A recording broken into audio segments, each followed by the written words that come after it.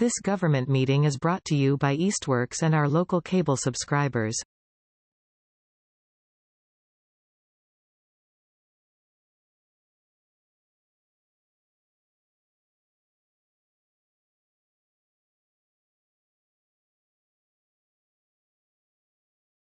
All right, the time is 6:02. We'll call the regular meeting of the Southampton School Committee to order. This is our regular monthly meeting for the month of March. 4 out of 5 members present, including the superintendent and building principal. First item is approval of minutes of February 12th, 2025. Move that we approve the minutes of January 12th, 2025. Is there a second? For discussion? I'll second for discussion. There's a motion made by Dylan, seconded by Kim for discussion. I just have one correction. Under ongoing business, under ongoing business B, it says, John, that you confirmed something, but you weren't at the meeting. So just take that sentence out. All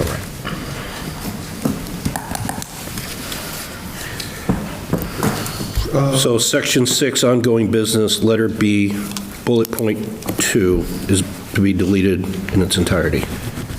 No, I wasn't even at this meeting, but I can tell you under 3E PTO report, that would be chuck-a-puck, because I'm not sure how you shuck a puck. That's true. Yeah, it was, I said chuck-a-puck. I did say chuck-a-puck. It was Zoom. It might have been hard to hear. Okay. It was on Zoom, yeah. And actually, they're not even doing that. But anyway, They're not? But for the purposes of the minutes. yeah, All right. purposes of the Any other amendments or corrections? Hearing none. All in favor? Aye. Opposed? Motion carries 4-0. Any member of the public who wishes to be heard on an item not on the agenda tonight, seeing no member of the public has attended, will pass. Circulation of warrants, we're still doing those electronically. No announcements or correspondence. Principal's report. Okay, you should have my report in your packet. Our enrollment is at 484. That's 2 more students from last month. We got 2 preschoolers that came in. Grade 3 will be visiting Storeton Village, Storeton Museum early March. I know that 2 out of the 3 classes have visited already. Drama Club, Stacy Ashley and Kevin Hodgson are collaborating on an opportunity for 6th graders to join the Drama Club. They are meeting weekly on Thursdays, and they are going to have a performance in May. Grade 6 will compete in our annual Quidditch tournament on April 17th. Under building and grounds, we've put in some replacement windows in the art and music rooms. These classrooms had original windows that were not low-E glass and were not tinted in order to keep out the heat. They produce an enormous amount of heat. We also had cracked windows in the music room. We are using grant funds to do this work. We had some plumbing issues in a boys' bathroom on the 1st floor, the boys' bathroom in the 3rd and 4th grade wing. We needed to create an access door for the plumbers to be able to do the work. The work was done over February vacation. The grant, which allowed us to have electronic controls for heating and cooling in the front office and library and nurse's office, have been completed. The work has been completed. They are currently monitoring it and fine-tuning it for issues. So it's not 100% complete. They're still tweaking things, but that was done with a grant through, I believe, Eversource a couple of years ago when Ed Gibson was still here. Yep. So Desi received a letter from a Norris parent regarding conditions in our kitchen or cafeteria. We are up to date on all of our inspections. We had additional inspections due to the allegations in the letter. We forwarded it to the Southampton Board of Health, and they came out and did an inspection. We had a few things that we needed to tweak. Then the Regional Board of Health was also called from the Board of Health in Southampton in order to make sure we were dotting every I and crossing every T. They came in this week. Little things that we need to tweak, nothing major, and they will follow up in 30 days. Under faculty and staff, Mrs. Sue Raposa has been announced as our Pioneer Valley Excellent in Teaching Grinspoon winner. Sue has been a teacher at Norris for over 10 years. She is currently teaching grade 3. Staff celebrated Sue at a meeting in late February. Any questions? Discussion? None? Moving on to superintendent's report. The focus of advocacy right now when people are concerned about budgets and funding is important, and I wanted to share, and I did share actually, an opportunity to join a recent Project 211 plus 21, which is focused on rural districts and how we can affect change positively in funding. And I shared the link and the passcode if anybody is interested in that webinar. Additionally, there's a joint Ways and Means legislative local aid hearing scheduled for the 24th, 11 a.m. at UMass. And what the people at the Project 211-21 said is that advocacy is important for letters to be written, et cetera, but it's even more important for people to show up, to be visible, to be counted and engaged in the process. So I am certainly going to attend that March 24th meeting, and there's a group of superintendents that are also attending. We are, I don't think, able to speak at that meeting, but a show of force is something that we really want to do.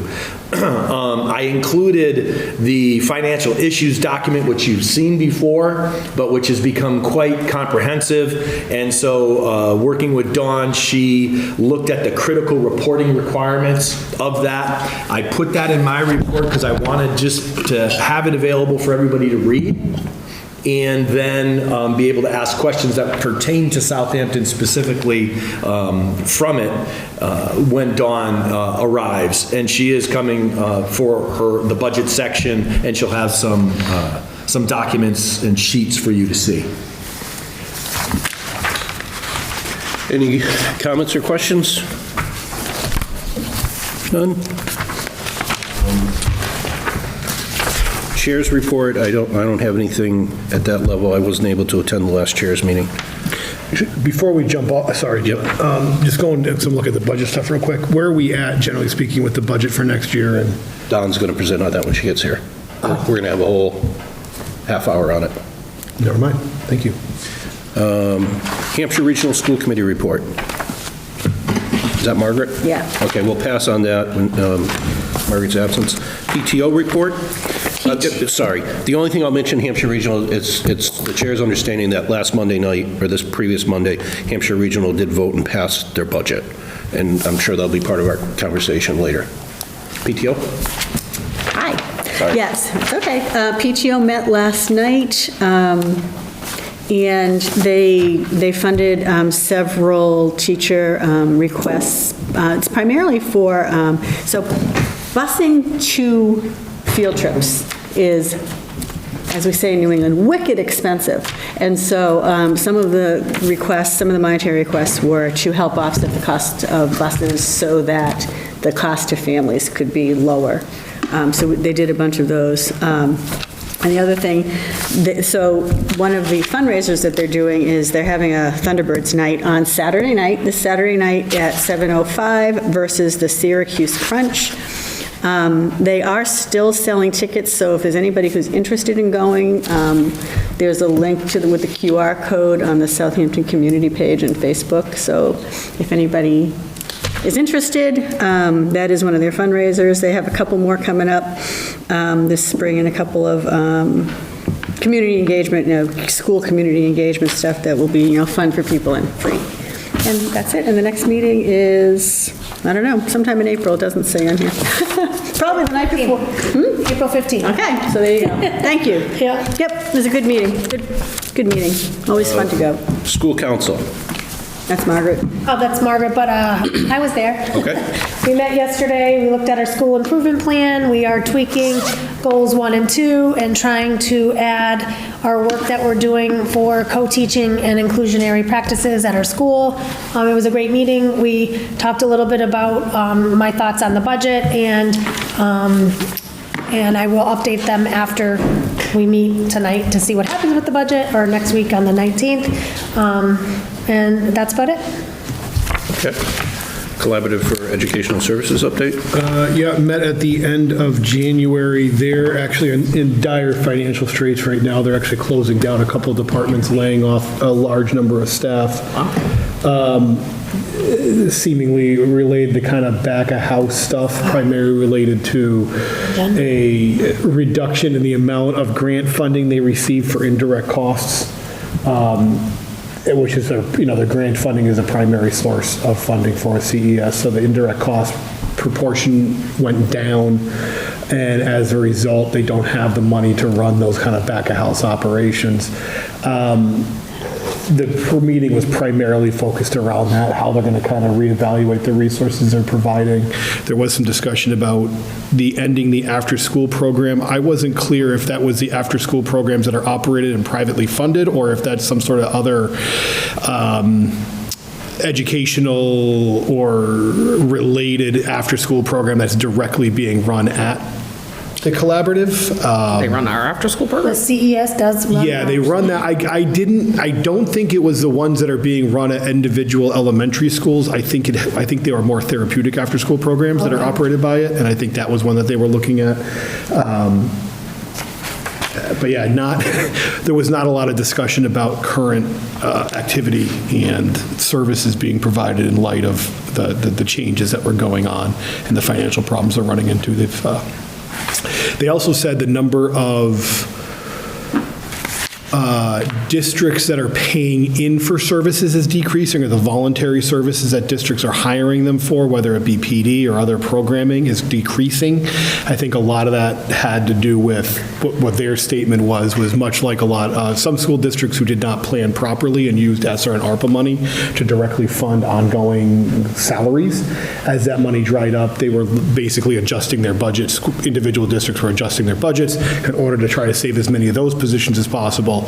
And as such, they found areas where they could reduce expenditures, and CES programming is one of them. So there kind of was a multi-front reduction in income, and then with everything else, with cost of services going up, it's just been a kind of a hard financial year for them. So hopefully they can come out the other side a little leaner and a little more efficient, but it was a tough meeting. Meeting again in the end of March. Any questions? Okay, Select Board update. Select Board met with the Finance Committee last night to look over the revenue, the impact of the revenues versus the budget. And as of right now, they are using a token placeholder of 4% for Hampshire Regional, so we need to find out later what that actual percentage is, so Southampton, when Don gets here, whether it's 4, higher or lower. And there's a 2% placeholder for Norris, because there was no documents put forward. That leaves the town right now at a negative $211,000. So on the town side, we've already asked for a list of employees by seniority, and those that were funded through ARPA that will at least get the first pass to say, do we want to continue to try and fund these under the general fund, knowing that we're $250,000 short. And we're assuming revenues are going to continue to drop from the state as they continue to work on the issue, because I think a lot of things going on at the state level or the federal level were not known when the governor put forward her budget. So I'm expecting we're going to have some tough challenges to deal with on our side. And that's really the important update from the Select Board. It's 24/7 budgets. March 22nd is Saturday. There's a special annual town meeting at Norris. And there's several issues on the ballot. I can't think of any that directly pertain to Norris, but to the citizens, the public safety complex is going to be on there. Like whether or not we're... So the select board did decide to take the recommendations of the other committees, and we are not moving forward with the Council on Aging project simultaneously with the public safety building. The public safety building is the first priority now. That's it from the Select Board. So let's go out of order and take up new business right now. School calendar. Who wants to lead on this? So traditionally, all the principals get together, they create a calendar, they speak with the unions, and they try to get consistency across the board. I'm assuming the same thing applied with professional development. These days all match up across the district where possible. Yep, this is a calendar that is aligned with the rest of the district on half days, professional development days, start day and end day. But I did not talk to the union about the calendar. Did the union talk to you? No. Okay. Has the union seen the calendar that you're aware of? Yeah, a draft. Yeah. Not approved draft of the calendar. Have they seen what we have in front of us? Yes. That's what they've seen? Yeah. Okay. Were they given at least 48 hours prior to today? They got it Monday. Okay. That's fine. Well, all staff got it on Monday. Okay. I had a faculty meeting, so I shared Yep. the draft calendar, told them it's not approved, but this is what is going to the school committee on Wednesday night. So this, all right, so you're going to have professional development on the August 29th? Yes. Is that a Norris professional development or a Yeah, district-wide? it's our one day before the start of school to have meetings with the teachers. And that's Get their required, rooms ready according to contract. and that's required attendance? Yes. Everybody, Yeah. all Yeah. 94 staff members have to be there, or all your, yeah, Everybody that works on that day, on a Friday, needs to be there. okay. And then the children would start coming in on the Tuesday the 2nd. Correct. What day, when does kindergarten start? Because they don't start on the 2nd, right? Yeah, they do. They start on the same day. Preschool starts Preschool, when does preschool start? a week later. I didn't even On do the that 8th? calendar yet. I do the that 9th. calendar based on this calendar, so I'm waiting for, It would be the 9th. it would be the 9th normally, yeah. Okay.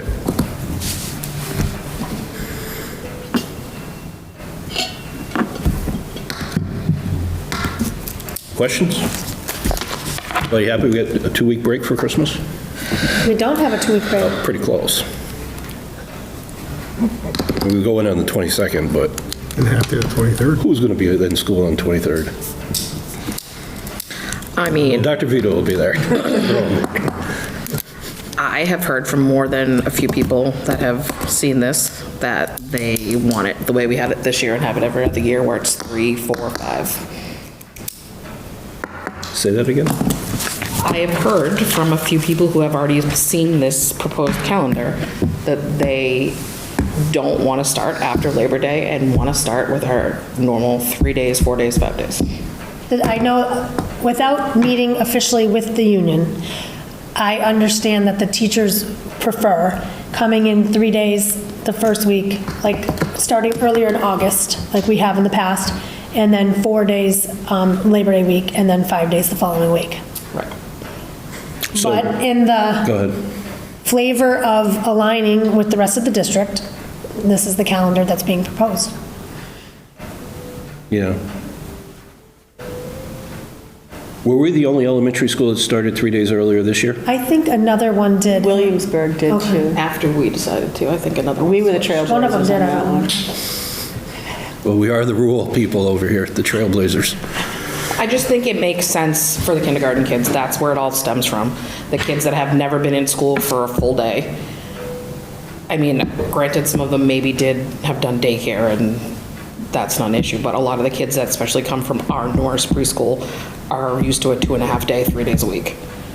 It's a big jump to go from there to a full day of school, especially 4 full days of school right off the bat. And even for my own this year, son who is on an IEP, it's even a bigger adjustment for kids like that. I understand the need and want for it all to be cohesive because we're one district, but this is basically Hampshire's contract ruling us to not being able to start before the 28th. So that professional development day, though, isn't a district-wide professional development day, right? That No. is- That is your, It's in the contract. It's in the Southampton contract. right, so my point in saying that. So is that the if- Hampshire teachers don't go to professional development on that day? Jen, you let Kim finish? Sorry.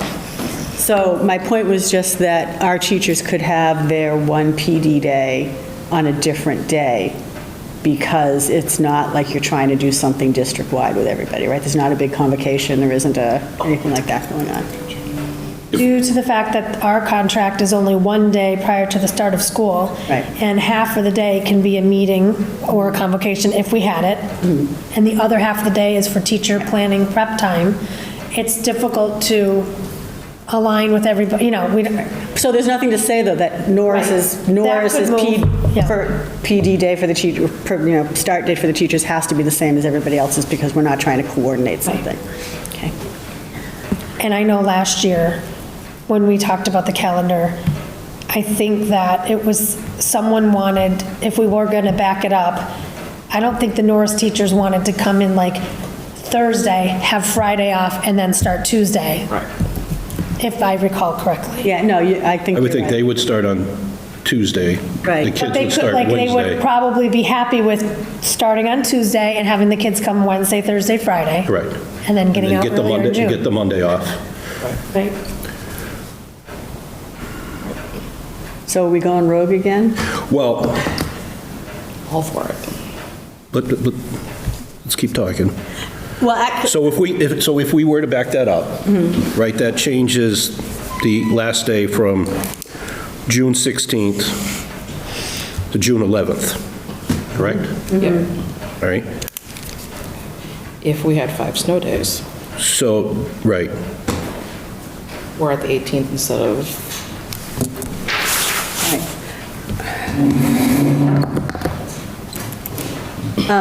man, can I ask another question? Sure. Actually, I'd like to hear from Vito. Do you have is there anything you want to say about, do you want to advocate for anything here? Well, the goal that we had when we did this work was to be more cohesive, I guess, would be the way I would want to frame it. Certainly coordinating half-days for professional development, the full days for professional development. I was disappointed last year when I learned that there was no convocation, because it's an opportunity for all schools to come together. This was a new experience for me, coming here and having 5 separate districts with 3 calendars that were the same and 2 that were the same, so we had that difference going on. Michael wasn't hired, so we weren't able to prepare or plan for professional development for the upcoming year. So the principals had the onus to do that together, to do that on their own.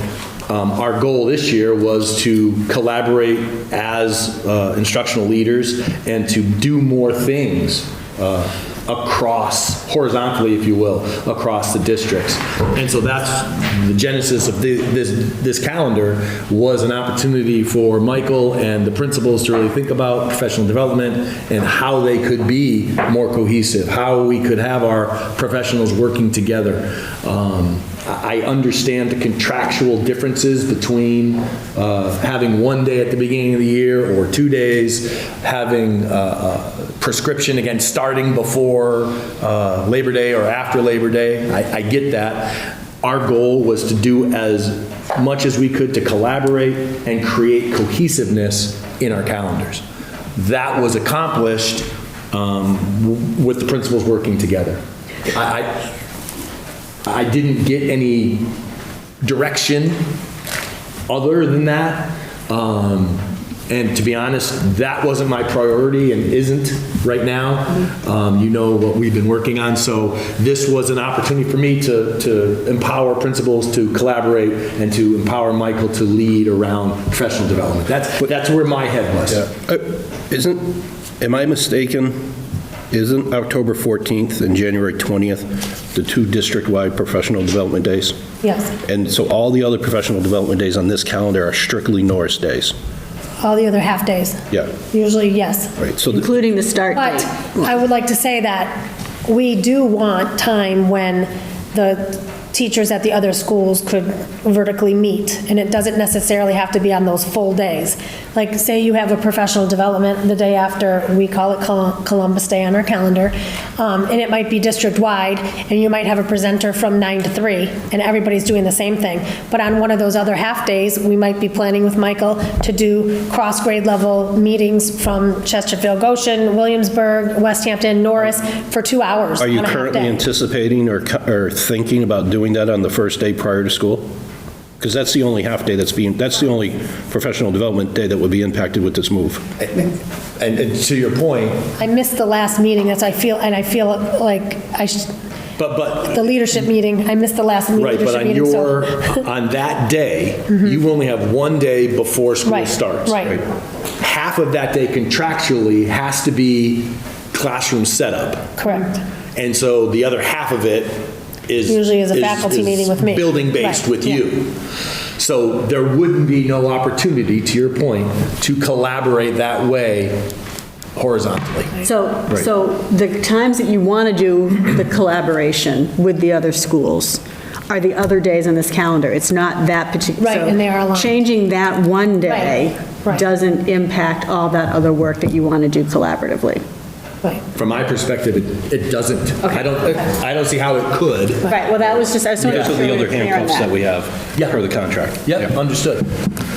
So the only other thing I would throw out there is if we're going to back it up 3 days, do we accept reality and say December 22nd and 23rd, no one's going to be in school? So take those days off. Right now, it's a day and a half. Just say they're out. That's winter break. And then that means the last full day would be on the 12th, and the 15th would be a half day, assuming we don't get our, because that's the 5th. The end date here is as if we don't use 5 snow days, right? Correct. Right. Right. I mean, statistically, Lisa, how long have you been the principal? Over a decade, right? This is my 11th year. Over a decade. When the calendar falls this way, how many kids are you getting on a half day just before Christmas break? Oh, we have a lot of kids that are going to take that off because they're going away, yeah. So So let's if I understand maximize education. If I understand what you're saying, then those days become days off. Right. And We start the end. 2 of them, is that what you're saying? 2 of them go before? So you, We back the start date up 3. yep. And then instead of on the end just backing up 3, we only back up 1.5 because we're saying those 2 days are off. I think the people of Southampton that have school-age children are going to love that. Right.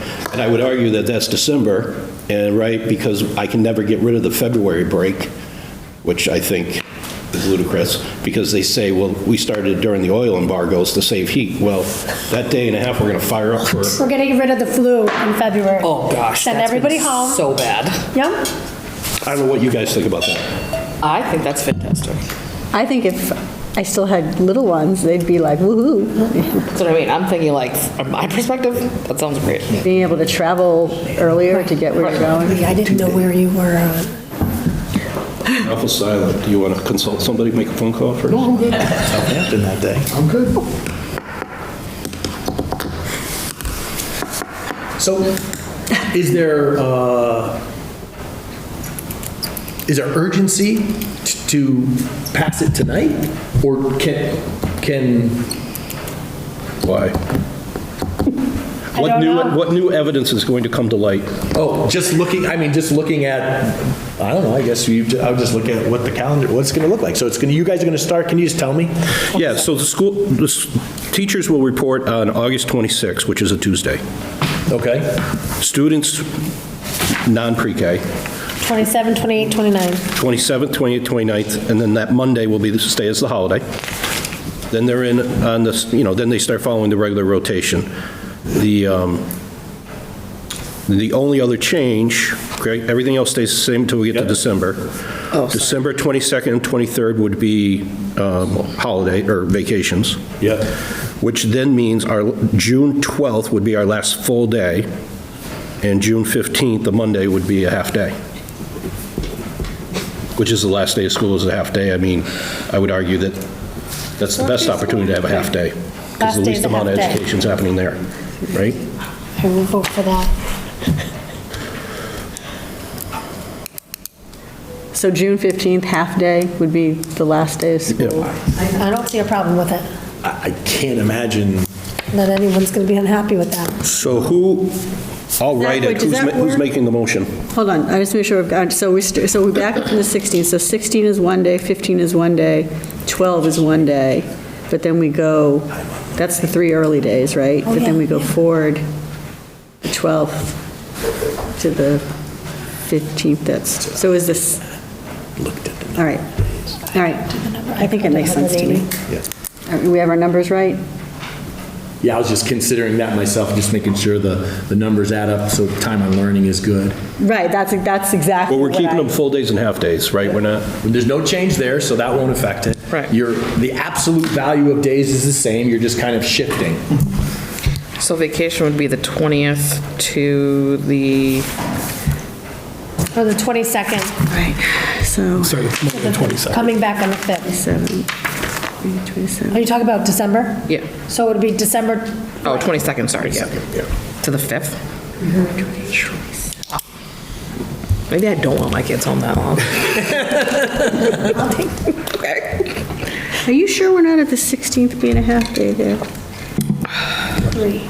No, because if our last day right now is the 16th, and we're backing up 3, So the 16th is that one puts of us the at the days, 11th.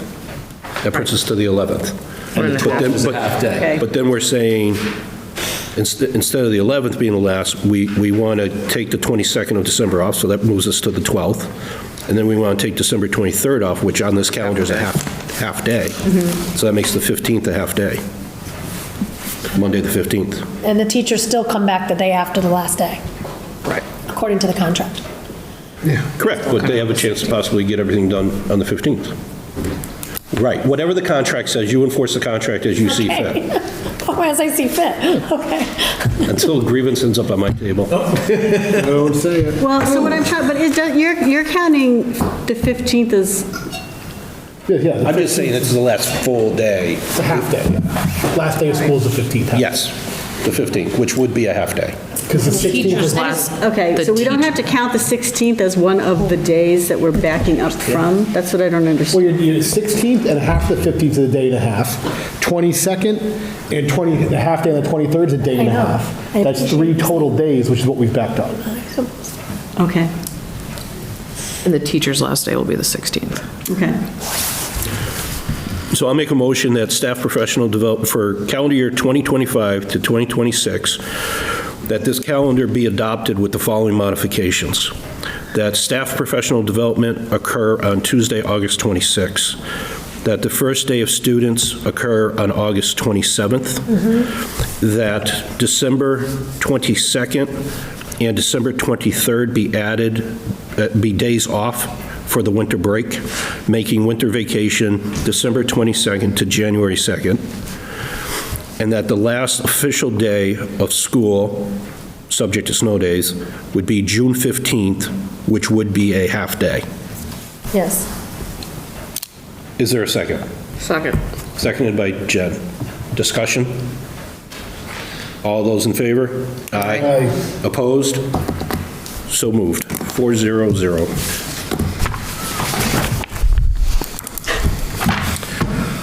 Okay. School choice? What's that? School choice, yeah, do we want to just knock out these other things and then we can just spend all the time on budgets? So, school choice? Yeah. Okay. We have 60 already possible kindergartners coming to Norris, according to the census. All of, You're talking residents? Residents. Not school choice? correct, Right, residents. okay. They are not all registered, and they may not all register, but that is the highest number we've ever had at this point. We usually have like 40 at this point. What can we accommodate? What's that? How many can you accommodate? Well, right now we have 63 Okay. in kindergarten. Oh, we do? We have 63 kindergartners now. So if we're not at 60, we're potentially at 60. It depends on where those kids go to school, but that's how many kindergartners there are in Southampton who Are come to eligible. school, right? Yep. We know that they won't all register, but that is a high number. So I would like to propose that we only take the 2 siblings of the school choice students that are already at Norris. There's only 2 coming to kindergarten. And then we hold on and wait to see what kind of shakes out in the next couple of months. And if over the next couple of months, we find out that these kids are not coming to kindergarten and we have more space and more spots, we could open up school of choice numbers then. So your recommendation right now is to authorize 2 at the kindergarten level? Right. None at any of the other grades? No. And then reevaluate potentially in 60 days? Correct. So moved. Yeah. The motion made by Dylan, Second. seconded by Kim. Discussion? Hearing none. All in favor? Aye. Opposed? So moved. Title IX policy revisions. And reversion. Reversion? Yeah, it really is reversion, because we had, Title IX was changed, and then it was updated and changed this year. With the new administration, they are reverting back to the formerly approved Title IX. So what we're doing is reverting back to the Title IX that was in place before we made the last change. And that is purely a function of the change back to the former Title IX that we had adopted, but that was changed earlier in the year. It's now been changed back by the new administration.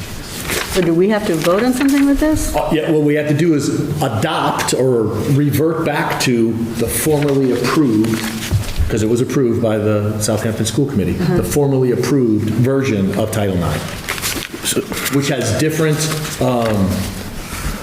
grievance policies, it has different definitions, but yet it was already vetted by our attorneys, and the attorney Roach just said what the school committee has to do is revert back to the formerly approved Title IX that was in place. So all we have in the packets is what you want us to revert back to. We don't have the current, what we're currently. Yeah, right. You don't have to vote to get rid of the current one and go back to the other one. You just have to adopt the former Title IX, which is what you have. So we're required to make this reversion? And I just want to be clear, who's requiring us to do this? The federal government has changed Change Title IX? Title IX back to what was formerly approved and sent out in '22, I think it was. It was changed in... Is this also one that is a two readings thing because it's a... From Kimberly Roche, no, it's not, because we're just adopting what had already been read and voted on. I really wish I knew what we currently have. I mean, I understand what you're saying, that this has come down. So Would the other one be somewhere in our things? Which? The newest version? Yeah, not the old one we're reverting back to, but the one...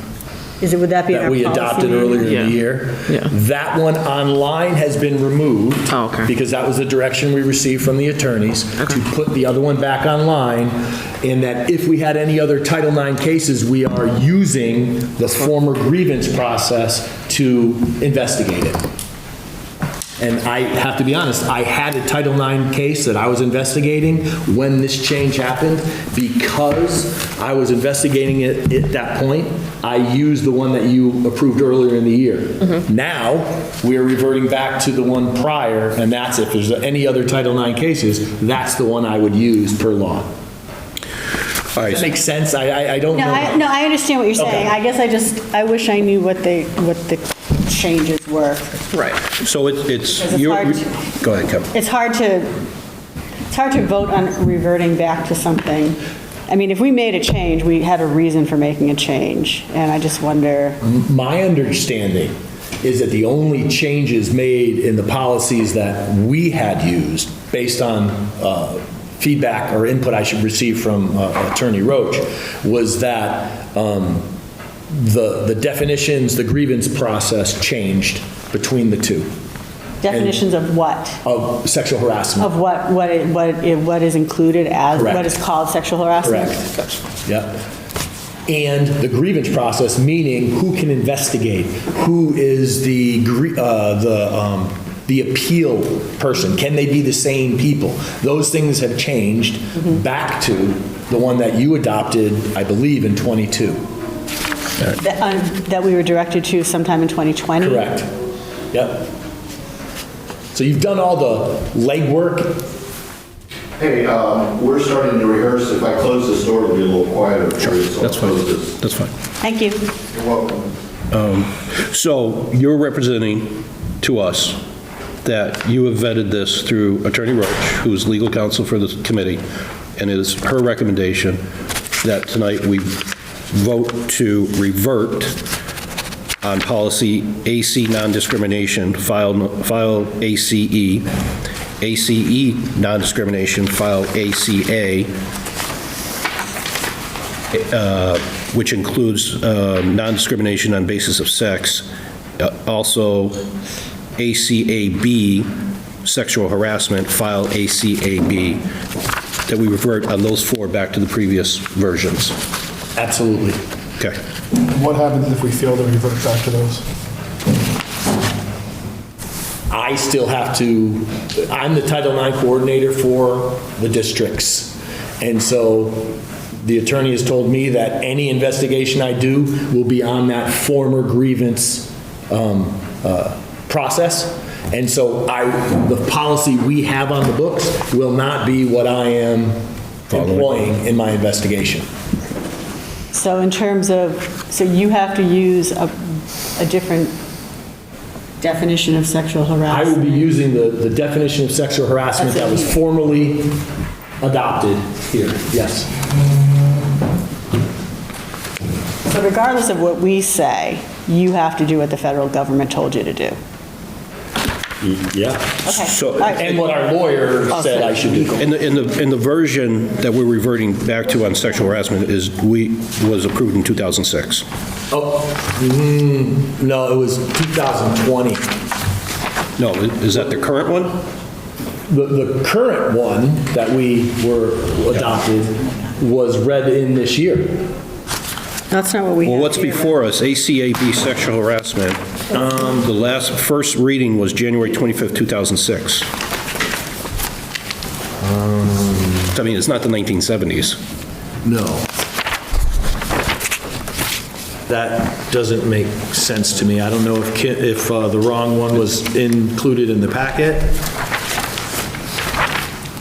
I mean, there is a non-discrimination is 1996. This ACAB we have too also, it has, like, the second paragraph says, because the Hampshire Regional School Committee says, I'm not sure this was the right.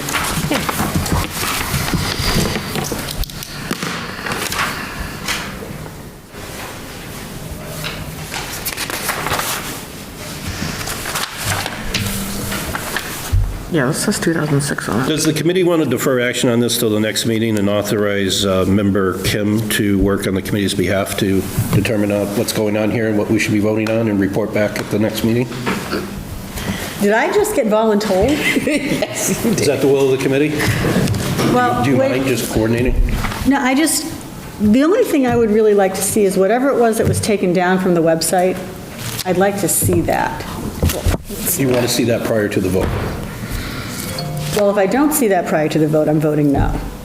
So I guess it depends on, if I'm the only no, then it still passes, but, Worst case scenario, if we defer action on this for 30 days, you're still going to continue, if a claim comes in, an allegation under Title IX, you're going to follow the advice of counsel regardless of what we vote tonight. So Which I I think us delaying 30 days to just get clarification in I our agree. mind is okay. I agree. I would like, because I wasn't here in '22, so I don't know what happened then. So let me investigate.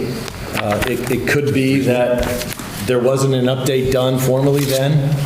yeah, so I would just like to see whatever we were using before this change this most recent change, I would like to see what have we been using Yeah. up until now. Right, because in West Springfield, when I was there, we updated it with the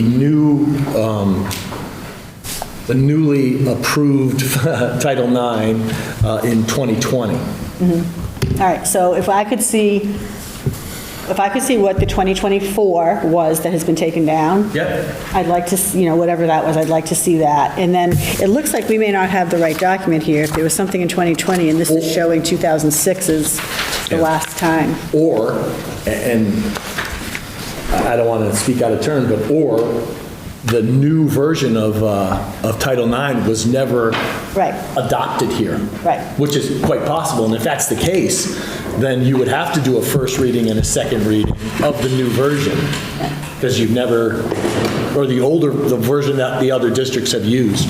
Yeah. It's in our, it's in So yes, Yeah. to answer your question, I am going to follow the guidance of council, but waiting to affect Right. the policy Isn't good. isn't good. As long as we're following the law. All right. So is there a motion to lay this on the table for 30 days? Yeah. Motion made by Jen to lay it on the table for 30 days. Is there a second? Second. Seconded by Kim. All in favor? Aye. Aye. Opposed? So moved. Security upgrades and updates.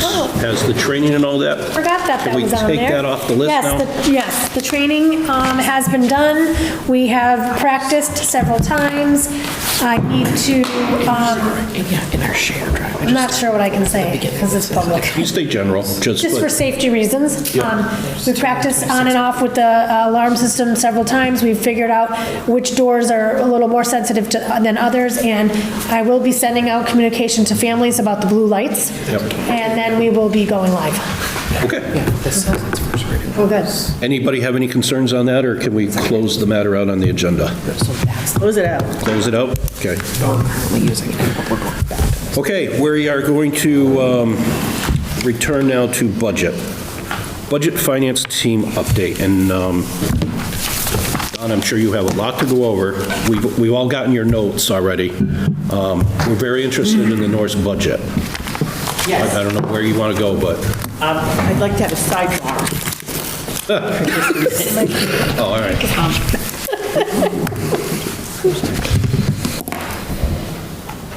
Yeah, that was. Okay, I'd like to distribute some, I'll do that for you. budget. Oh, thank you. Do you want me to stand up there, or?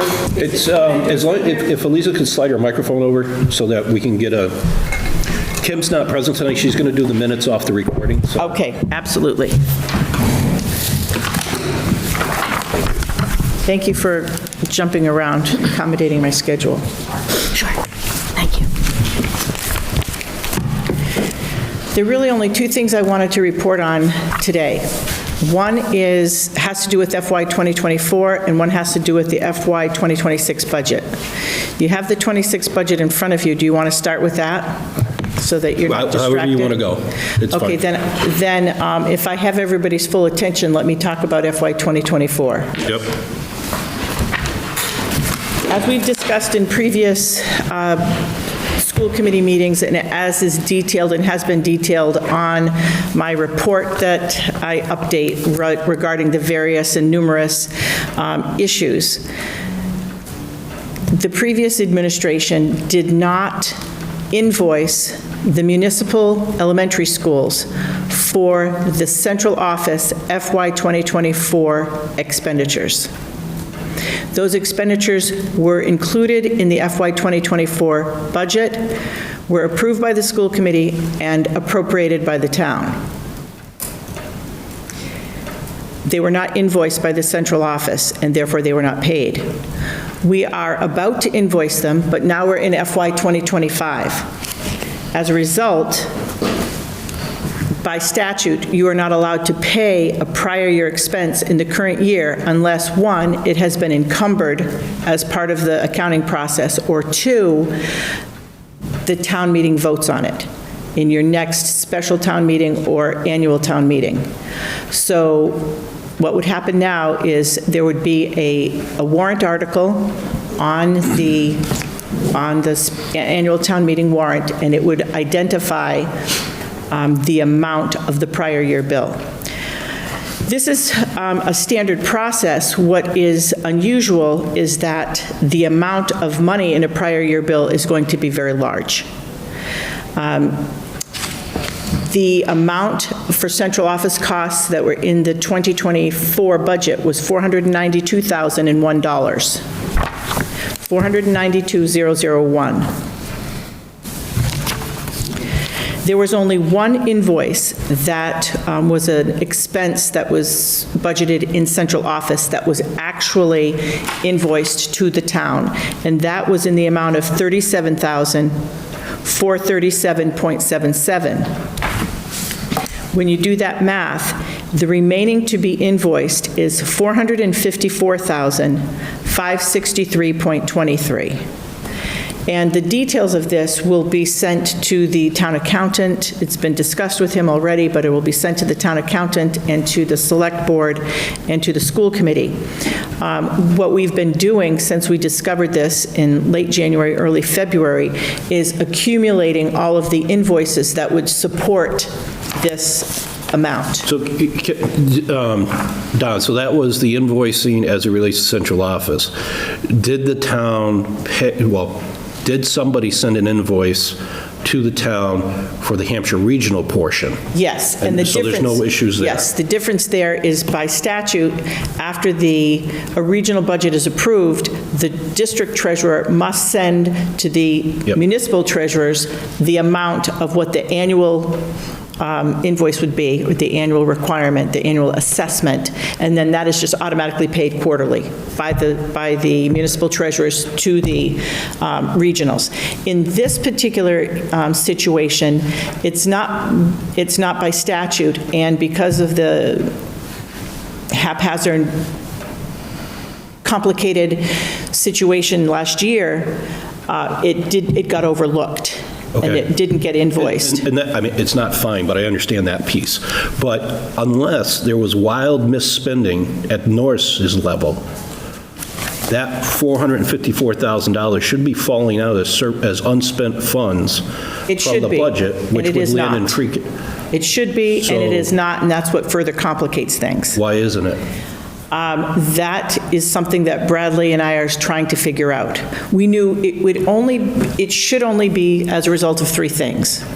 Number one, so our books and Bradley's books should, first of all, be reconciled quarterly, and they were not last year, but they should be reconciled and they should be the same.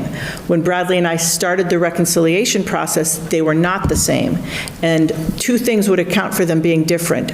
One, if in processing the warrants, Bradley didn't pick something up, which is unlikely, or if something was transmitted to Bradley as a school expense that was actually on the town's, the municipal budget. For example, vocational tuition, vocational transportation, that last year was funneled through the central office, paid on the warrant, but it was budgeted for at the municipality. But something would still be falling out. I mean, unless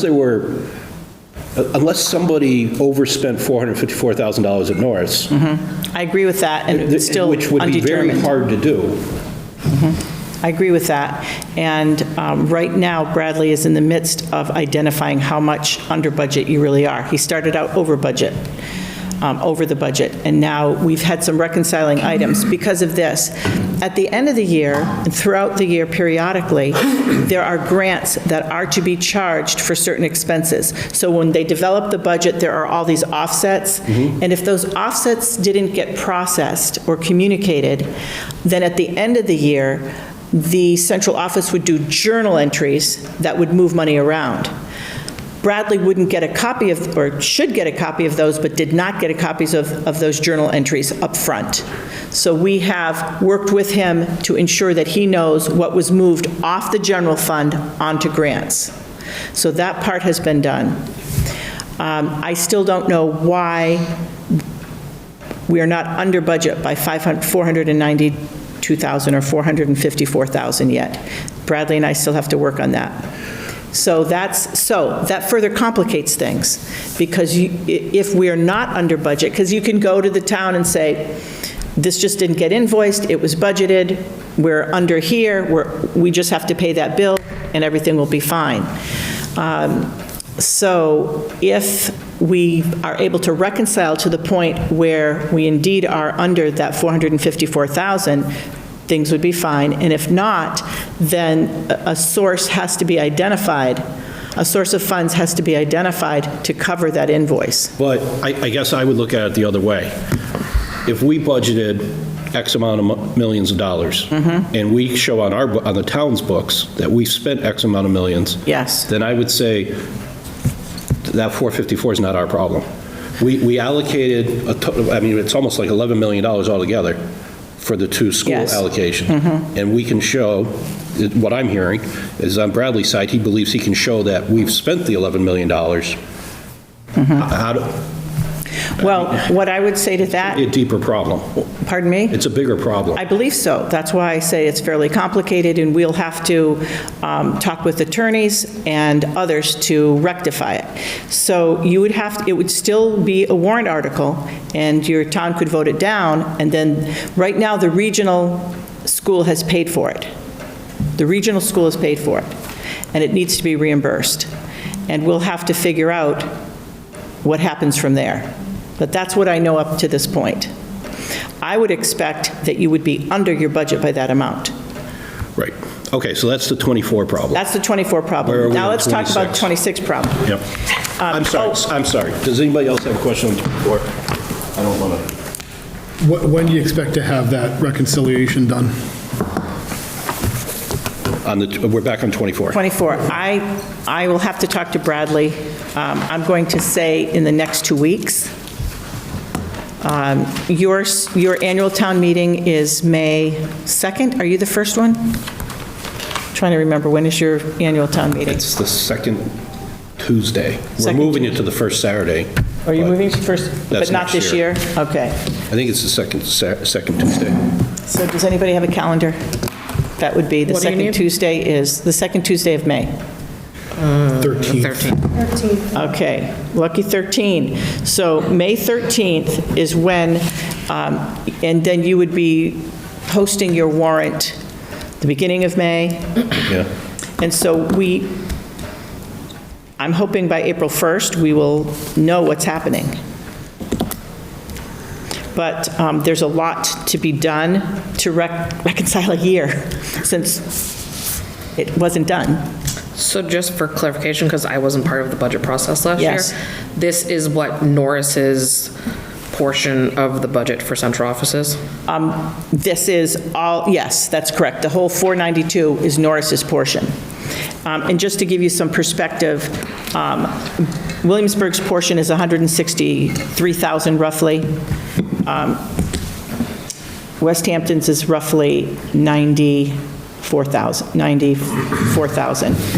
Now, the West Hampton accountant had encumbered funds, and so the amount that they will have to bring to their town meeting will be significantly less, because they had already encumbered a bunch of funds, which you can then pay a prior year bill if it had been encumbered.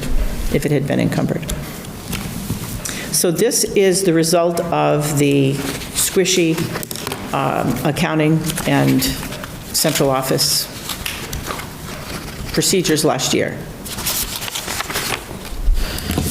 This is one small but very critical and with large impacts problem that we're working on. It's a lot. So anyway, that's the situation there. I'm sorry to be the bearer of bad news on that. In fiscal year 2025, the one thing I want to say about that is the SPED costs were budgeted at $8,000, which is what they had been budgeted at. The contract services portion of SPED had been budgeted at $8,000 last year, which it also had been the previous year. The costs for SPED this year, FY 2025, are up around $280,000. So you are going to be over the budget by that amount. And we are looking at how is that going to be covered. You do not have a circuit breaker, which is where we would normally put it. You're pretty much out of your circuit breaker funds. So you do have some for this year, for 2025. Yeah, for 26, you've got like 5,000, but for 2025, you have some, and we're looking at applying all of those to that 25 expense. But I mention it only because when you look at the increase between 25 and 26, because 25 was budgeted at 8,000 and now we're up at 300 and something thousand, you're going to see a large variance. And we don't have the same funds available for 26 that we had for 25. That's exactly right. So then if we get into 26, what I wanted to say about that is, But will we, once they do the circuit breaker?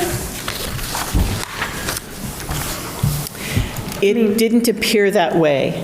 I have to continue to work with Amy on that, Okay. because even though you had large expenses, it has to hit a certain threshold, and then over that threshold, you get reimbursed for certain things. So, That needs to be determined still. all right, so with all the good, the bad, and indifferent that's in here, Yes. we just go to page 8 of 8. The administration is proposing an 11.46% increase year-over-year budget. Am I reading that correctly? Yes. Okay. And 18% at the elementary school. Oh, so 18 for Norris, Yes. 4.74 is the Hampshire Regional. That's correct. Okay, I will tell you, I shared with other people before the meeting started, the town has budgeted 4% for Hampshire Regional, so we'll have to figure out where that .74 is. But there's only 2% for Norris in here. So I guess before we have our meeting next week, which probably we should cancel now, we're going to have to work on this budget, but this Yes. is the first the committee's actually seeing this. Yes, and this is the first that we've had it, we met most recently with Elisa earlier this week, and this is, and we've gotten all the sped costs in, et cetera, et cetera. The one thing that I will say is, the thing where I think we could focus some efforts have to do on the offsets and the revenues. And again, we'll need to work with Bradley on those. Yes. Wait, is this budget does this budget, these numbers, this 18%, does that include zero in Chapter 70? I mean, like, I'm looking at this front page and... Well, Chapter 70 is typically,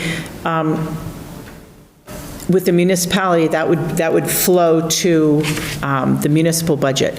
So the reason that these are in here is because this is the standard template for the regionals and the municipalities. But we use the Chapter 70 in our budget, don't we? Yeah, but we have to adopt now. So again, I only have one other question, and then we're going to have a subcommittee meeting, or we're going to have to meet again just to deal with this. Yes. Because it's a new format, it's missing what we traditionally are seeing, which is causing these numbers to, I mean, we got cut 16% from this budget, is what this is saying to me right here. Yes. Which there's no way we're doing that without going into staff. And So, yes. what I would say, in this budget, what's new? What are you, because I'm assuming, again, correct me if I'm wrong, you started off with, this is last year's budget, I need everything I had last year, here are my asks. Are there any asks in here? And do Yes. they equal 16%? The only asks are $5,000 increase in the substitute line, because at this point in the year, we're already at, I believe, 47,000 out of 60, so I feel like we need to increase that line. And a district-wide initiative where we're trying to increase science, technology, engineering, and math. So I'm asking for a position for that at Norris, so that our students can integrate those skills of low-tech and high-tech and use engineering, design processes, communicate, and being able to do all these wonderful things. Sorry, Lisa, is that asked for a halftime? Because you already have a .5. Are you thinking We of don't taking? have a .5 what? Isn't there a .5? This is not a IT staff? technology Okay. computer person. So this is a full teacher. FTE. A teacher, yep. And you'll see that on page 6 of 8. That's where the explanations for the increases are. So is this not the case? Oh, I'm sorry, I forgot about that. Yeah, so there's So- 2 additions. Well, we are also asking for a full-time BCBA, because currently, we are contracting out with Quantum Behavioral Services, and it is costing us an enormous amount of money. So we are using grants to fund the BCBA, special ed grants money. And so instead of contracting out for a BCBA, we were asking for a BCBA, which would cost us significantly less. Didn't we start the year with a BCBA and that person left, and then we switched to the contract? That was with ARPA money, and that was a couple years ago. But that position's already in the budget. It was ARPA. Right, which we agreed was going to convert over to the general funds, which is why we structured the contract increases the way we did. I don't know if it's in the budget. I mean, It I hear was you. in this current year's FTE count, that position's there. Okay. They left. I'm assuming we were unable to. Nobody was hired this We were year for unable to that backfill. Okay. So we switched to contract services, so therefore it should be a reallocation of money between those lines. So that FTE count should still be there. Sounds like it makes sense, so we would Okay. have to investigate that. And I know that the special ed director, prior to leaving, used the contract and 240 to pay for it, or contracted services. Yeah. And it's an enormous amount of money, so we were thinking, get a BCBA in the budget, but you're right, John, at one point, we did move that ARPA-funded BCBA position into the general budget. I don't see it, but it yeah. must be there. So that position should already be in there, so it's not It should really, be. so it's not really a new ask. We need to validate So, that. now, it's possible that the money will get eroded, but in theory, Right. a position that we funded exited, and it doesn't matter what step they were on, but they were on a step. Yeah. We didn't backfill that. Right. And so that money, we switched the contract. However, it might get eroded because we have had hires. And even though they might have been budgeted at, I don't know, step 2, they came in at step 4. So you'd see some, what? Yeah, I think, but- no, I just want to, I consciously, every single time I hire someone, I'm trying to get them in the budget where we budgeted, and I haven't really gone over, so that should not be the case. But the STEM teacher would be an additional $78,870. Right. And is that step 1 for the contract? I believe it's or- a step, master's plus, master's step 4. Just to get the best person. give some possible. padding? But it doesn't mean that that's what I'm going to choose. So Dawn, I just heard you say that there's no revenues applied, was that? No, it's not that there aren't any, it's that I think we need to look, for example, your foundation grant, you have a balance in there, but I don't know what you historically use that for, and if we could move some money from there onto the, it's only 25,000, but you have over 100,000. Did you want to use some of that? Who holds that money? I have to look, I don't know that.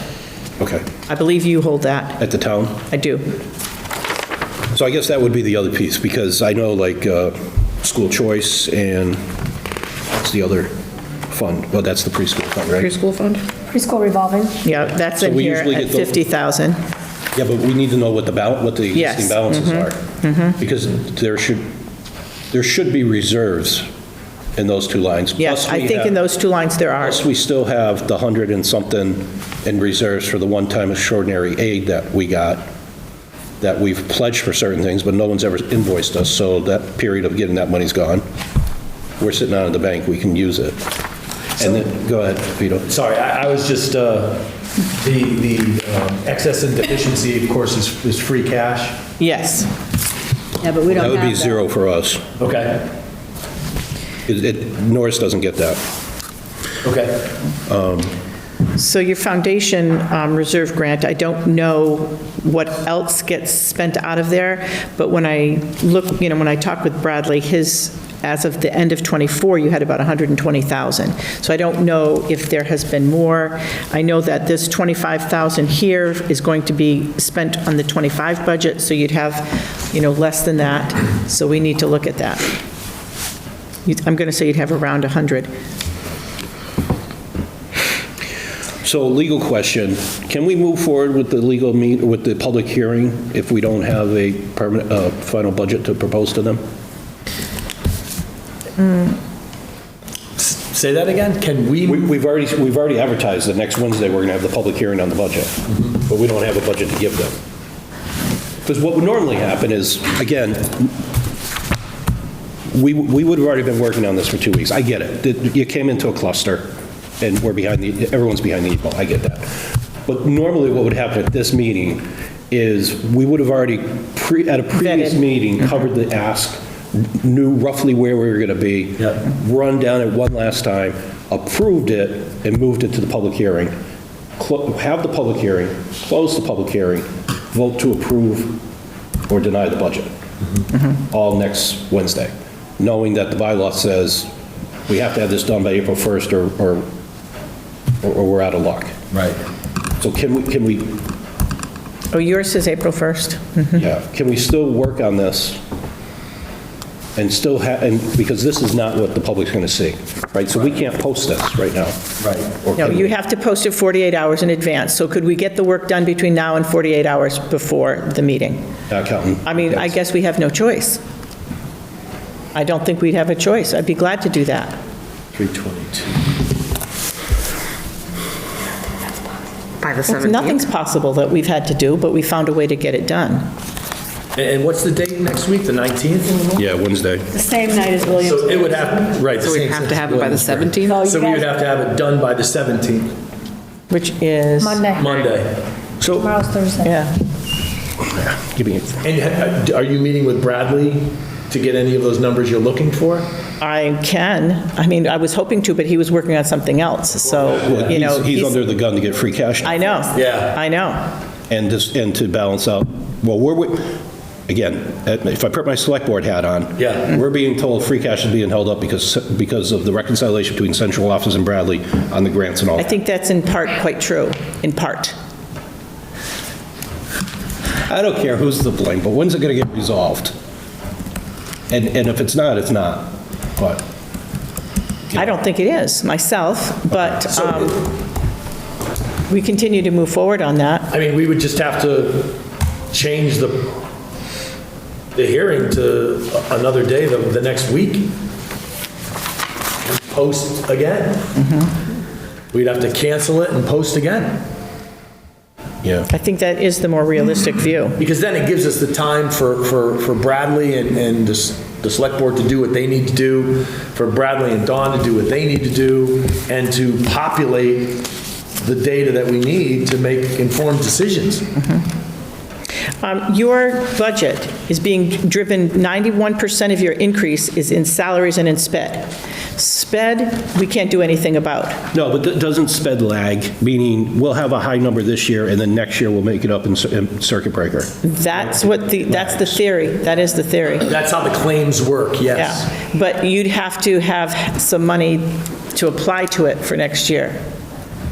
I'm confused about the sped increase, though. I mean, I'm looking at out-of-district placement increasing by 180,000, so that's at least one, if not, we have one student go out of district. And this contract services, what are the sped contract services? That's the BCBA. That's the Quantum. Right, so, but we already had a full FTE budgeted, so where does that, so. I don't know if that's true about the full FTE. That I have to validate.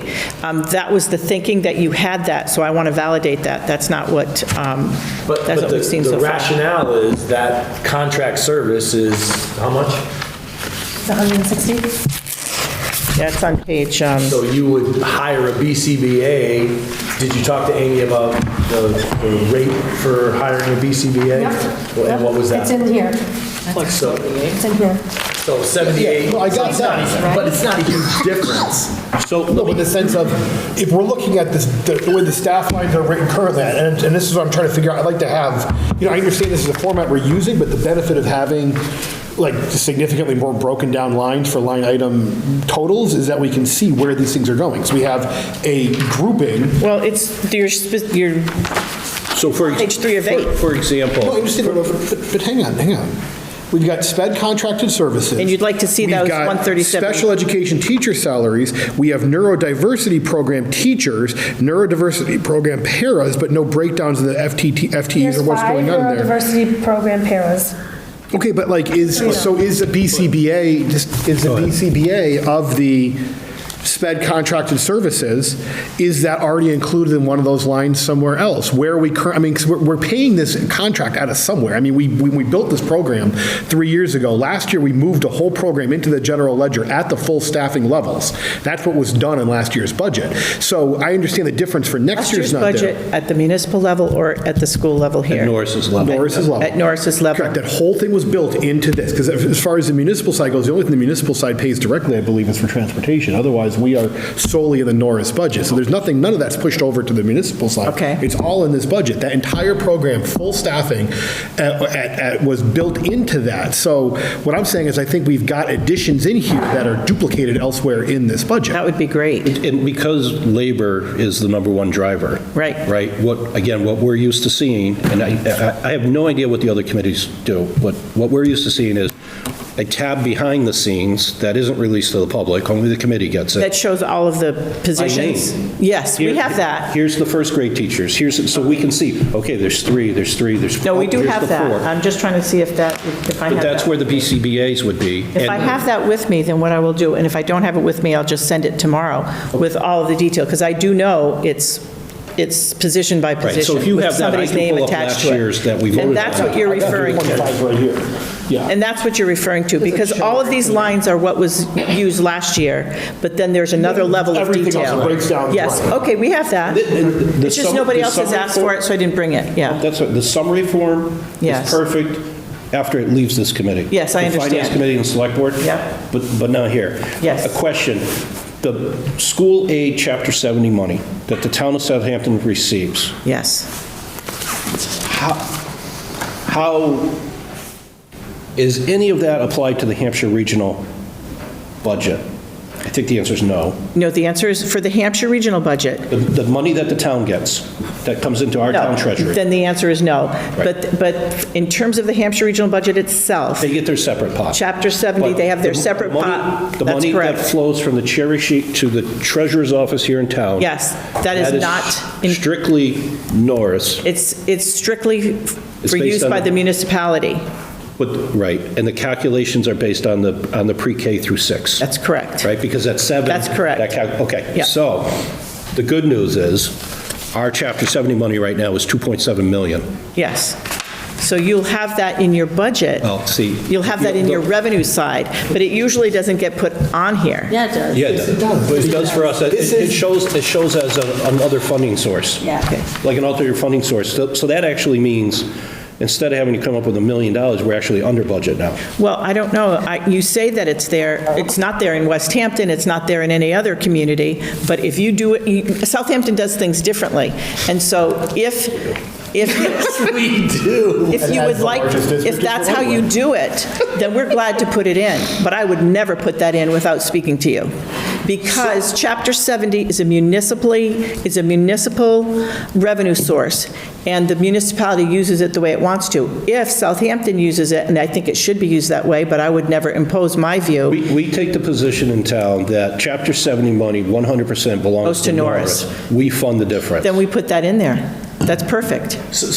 I didn't, that wasn't the case last year, reflected on here, but I'll definitely reflect that. That makes total sense to me. And that's why I asked the question about revenues, because when I saw Chapter 70, I saw 0 for 26, I just didn't understand why it was a 0. Yeah, the same reason it's a 0 in Westhampton.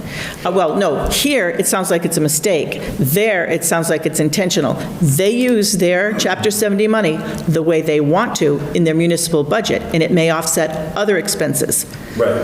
So, And in my experience Yeah. in West Springfield, the mayor did similarly. Yes. For last But what I'm hearing is that the cherry sheet for You can Southampton, actually go to here. pre-K to 6, The entire salary. has a balance that's going to be applied to this 26 Yeah, budget. the governor's budget right now is 2,707,098, which is a 1.3% increase year over year. Well, the agita that I had when I sat down is gone.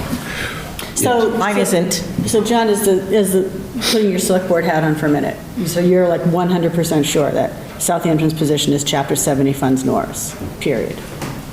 Yeah, I mean, yeah, and yes, I am, because I've got our budget pulled up right here. then that you we went over. would, so you don't see that offsetting your other municipal Well, lines? we put it, here's the town, here's the budget, which Yeah. includes Norris. Yes. And includes the Hampshire Regional. Yeah, one line for each. All our pieces. Yeah, one line. Vocational. Yeah. Well, we've got in 4 lines, right? So. Oh, yes. Right, because we vote on Norris and Hampshire separately. Yes. And then we have vocational, Yep. and we have school transportation. Right, And we pay the school transportation, we don't tag that onto Norris's budget. right. And we pay vocational, we don't tag that onto Hampshire Regional, right? Because that's our responsibility. Yeah. So the 2 lines that make up, so that all gets put into this, what is, I don't know, a little over $22 million budget. And then we start applying, here's the cherry sheet money coming in. Yes. That all reduces Yes. to where we get down to, Okay. here's the taxes that are needed. And if we ever had a time when Chapter 70 money exceeded the budget request from Norris, we may have a conversation what to do with the extra, but I don't think that day's ever going to happen. No. No. Right. So, So, let's see. Okay. so then the flip side of that is instead of using all our reserves, I would look not to necessarily use reserves. Correct. Here's your budget from last year. Yep. This looks familiar. Yep. Show me where that is. Scroll down. So perhaps elementary school, school choice tuition out, da, da, da. So here's all your revenue, non-town revenue sources. So I would love to put that in. The only thing I saw that's on the cherry sheet is this tuition in, which is on there. So I just want to be clear, since I'm new. Yeah, No, I know. I don't want to, I just don't want it to look like I'm a slacker. no, you're not. No, I know I'm not. Scroll up. I don't mind. It's just all this detail that was previously put in there. I just want to see where it is because I'm glad to mimic it. But rather than mimicking, I'll do some analysis. So I wish I had that.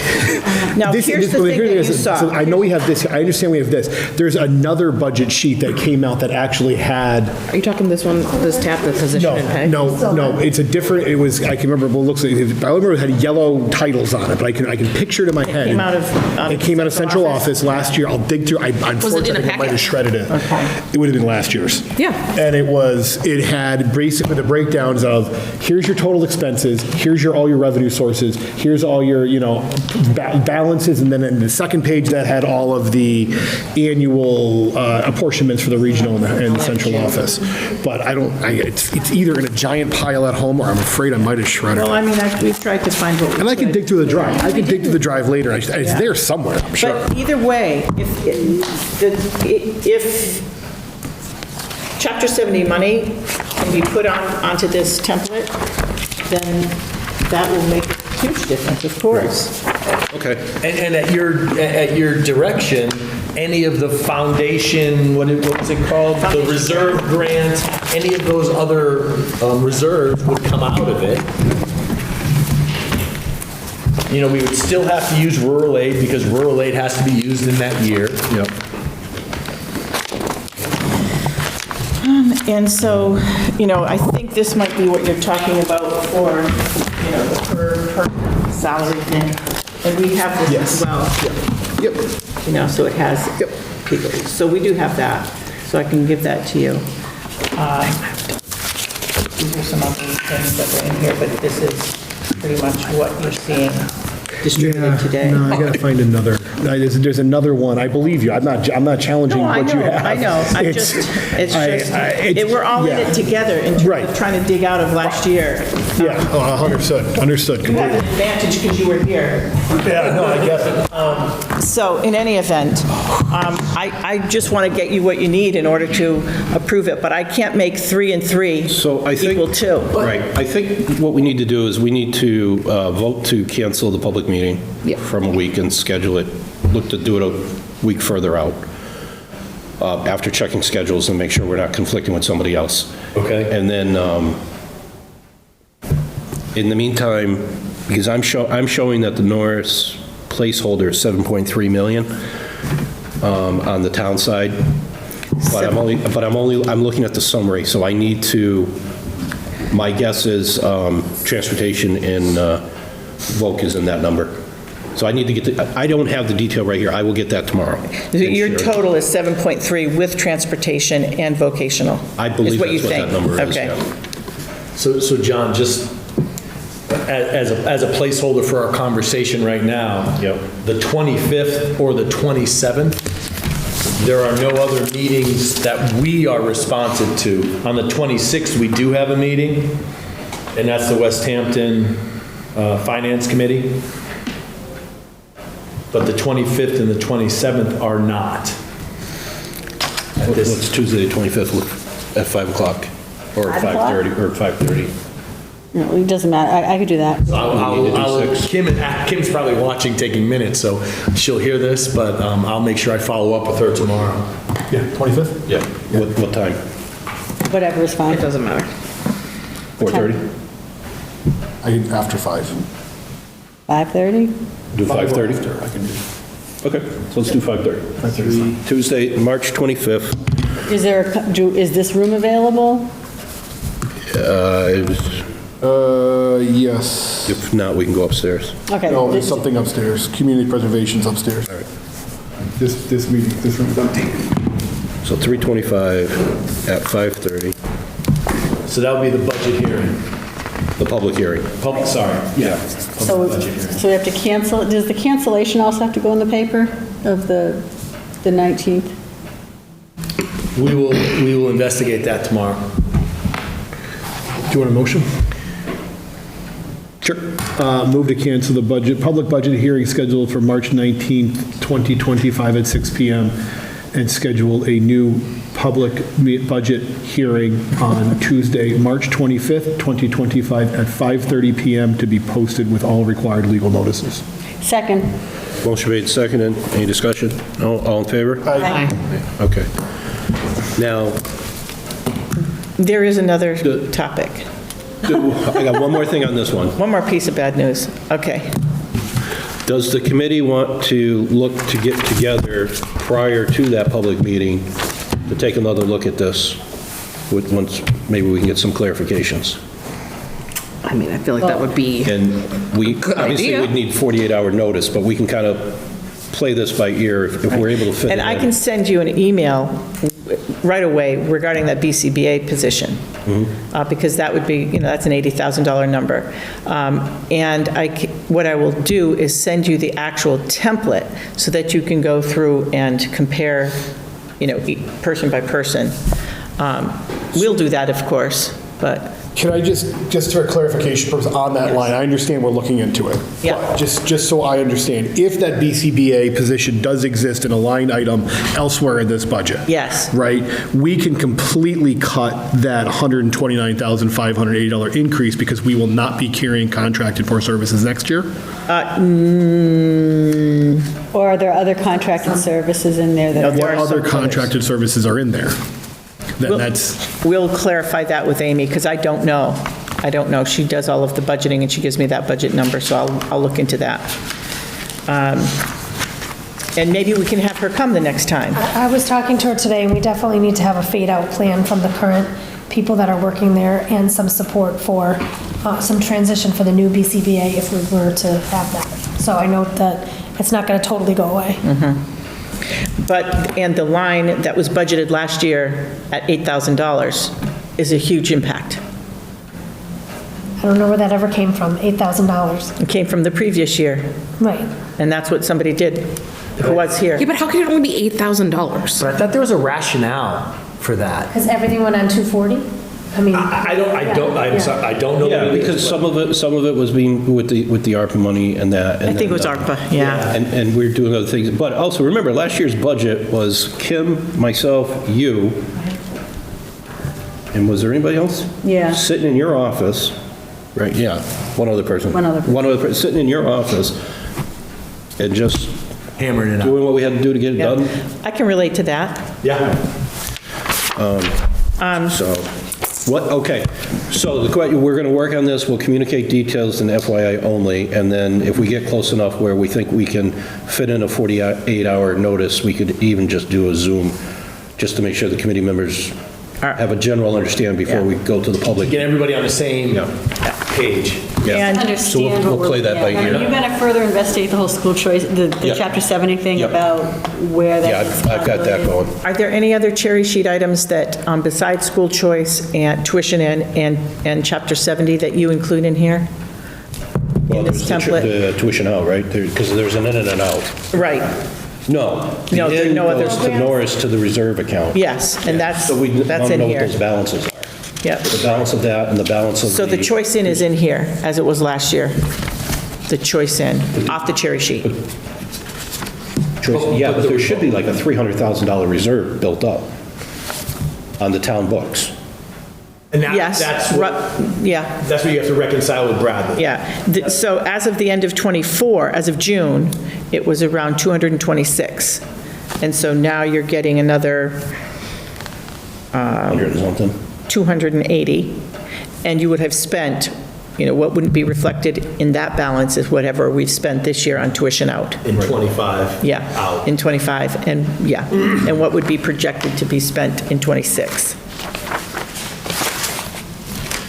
No, we don't- Tuition out is in here. Tuition out, choicing out of Norris is paid for by the town because it's a garnishment on the cherry sheet. Right. Choicing into Norris goes into the reserve account at Norris for the school committee's discretion. Okay. Yeah, yeah. Okay. That's correct. Yeah. Okay, what's the other piece of bad news?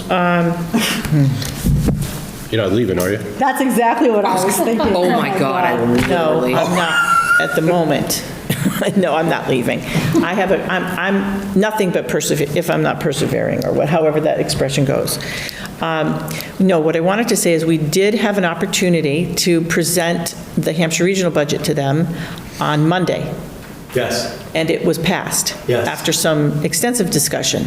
And one of the discussion items was, well, first of all, we knew that the increases were going to be significant to all of the schools. And so when we got together with the FinCom of the Hampshire Regional School, we said, what can we do to lower the allocations to each of the towns? And what can we do in central office, because central office gets allocated to all of the schools. And we had such extensive sped costs within the high school as well. There are 24 out-of-district placements. And so at 200,000, it's like 2.6 million. And so we said, well, where are those out-of-district placements? And 20 of the 24 were in the high school. So one of the ideas that was floated was to take circuit breaker for the high school, which is a fairly large number, and to put the sped director's salary and the administrative assistant's salary for the sped director, both right up against circuit breaker. So when we presented it to the school committee, that's how we presented it. Correct. With removing that from the central office, which lowered the allocation, especially to Southampton and to all of the schools. And there were questions about that on Monday night. So since Monday, what is today? Wednesday. So since Monday night, meaning yesterday and today, we did some investigation into that. And we cannot do what we had planned to do. We cannot put the sped director's salary against the circuit breaker. It's not allowable. So the budget passed, but It's going to be higher than what it was. but the allocation now. If the budget passed based on an inappropriate or illegal action, doesn't that null and void the vote? And don't you have to have a new, because folks may have. Legal counsel weighed in, and Kimberly's on vacation, so it was Russell Dupre, weighed in and met with Chairperson Cleary to discuss it. They don't have to re-vote it, but the circuit breaker funds can't be applied to those two salaries. So the two salaries are going to go back into the central office budget. Yeah. They're going to be allocated as the allocations are apportioned, and it's going to affect each of the towns. So does this budget reflect that change? Yes. Yes. Yes. So, you go first. Go ahead. You've been talking over me. No, I was just going to say, what? You've been talking over me. No, how is it possible that an attorney says that what you did was illegal, and the chair, at their sole discretion, is able to say, yep, you're right, but we're not going to vote it? How does that now go back to the members? Because depending, I don't know, but depending, if I'm representing Southampton, who's paying 56 cents on the dollar, that may have changed my vote had it not been that way. Right. So now, So my understanding, and I haven't, we're meeting with. We haven't spoken to him yet. Is that tomorrow? Is that happening? Yeah, we're meeting tomorrow. Yeah. And he's going to tell us what has to be done at the, by he, Tom, the chair. the chair, who met with the attorney. and he's going to say what has to happen at the Hampshire Regional Committee level to make it right. So, yeah, I was going to say, I mean, my understanding would be the central office costs are allocated across the districts the same way the central, that Hampshire regional budget is. So if you take that I mean, the central office budget's allocated amongst the towns at a apportioned rate based Yes. upon population, student enrollment, so Right. is the high school. Why can't we take that circuit money, breaker money that we were going to put up against those salaries, apply that to the Hampshire regional budget We to can. reduce special education costs by the same amount, or a similar amount, which would ultimately create the apportionments to the town to be the same, even though they're Well, they going won't to create it different to be the places. same, but that is what I think we're going to do. That's what the attorney said. Yeah. Is that the circuit breaker funds can certainly be used and applied the way you just said, at the Hampshire regional level. Which would lower the Hampshire regional budget and therefore the allocations. Correct. But the central office budget is, Right, it seems to be a little different because Hampshire Regional pays into the central office Yes. budget on their Yeah. own, so you get Yes. a kind of permanent offset bounced around going on. so that's the dynamic. But I that think you can get it pretty close, even if you got to adjust that number a little bit. I would agree. I just don't, I can't say exactly what happened in that conversation, other than that we don't have to hold a whole nother meeting because it was approved, and it's really just a matter of moving the Right. revenues as you articulated. Or alternatively, I know in years past, we've also moved that not every central office expense was equally apportioned amongst the towns based upon those percentages. Certain central office budget items lived in specific budgets. Yes. Would another option be to move, I might require a revo, but to move certain line items into a different budget to balance those numbers out to make The other piece to that, and this is what was the sticking point, is the contract for that employee was approved by all districts, just like mine was, just like Dawn's was. And in that contract, it articulates what you just said, that each school has a percentage of the sped director. So that contract would have to be amended. That would also have to go to, I understand that, but I mean, the central office budget is not limited to one or two salaries. I mean, there's another. Absolutely. There's another Okay, $1 so million in there. let me speak to that, because I think that's a good point. And one of the things that I mentioned at the Hampshire Regional meeting is that there are several items that really need to be addressed by all of the school committees relative to central office costs. So for example, if the central office budget is overspent, who gets that?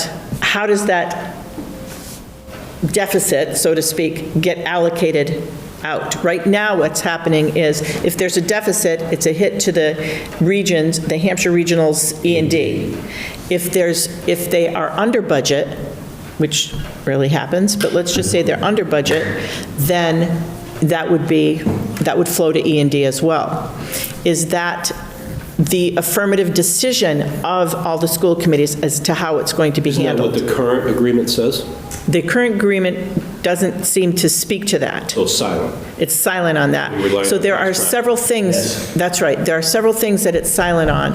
And so there has been a practice and a procedure for various things. For example, one of the questions that came up at the Hampshire Regional School Committee was, well, you're pulling this one person's salary out. It didn't have to be salaries, it could be anything, like Dylan was saying, but you're pulling a portion of it out, and that's not the agreement. The agreement is it's supposed to go to everybody. When I looked at what happened to there was Mass Munifin that was hired, a consulting company that was hired, and that didn't go out in that way. It went out 85% to the high school and 15% to the other regional. So it went to just the two regionals alone. There's a reason for that. And the rationale was, as I understood it, is because their work was supposed to be focused on E&D. No, the reason is that was a unbudgeted expense that came up after all the budgets were done, and there was no way to get more money from the towns. I see. And the decision was made by the superintendent at the time that work had to be done, and that was the only available money available. Henceforth, the next budget that we did, we have that placeholder, well, the budget before this one, and it may be in here, I didn't look at the whole thing, where there's that temporary money. Yeah. And that was supposed to, over the 2 year, make everybody whole and everything get straightened up and take out.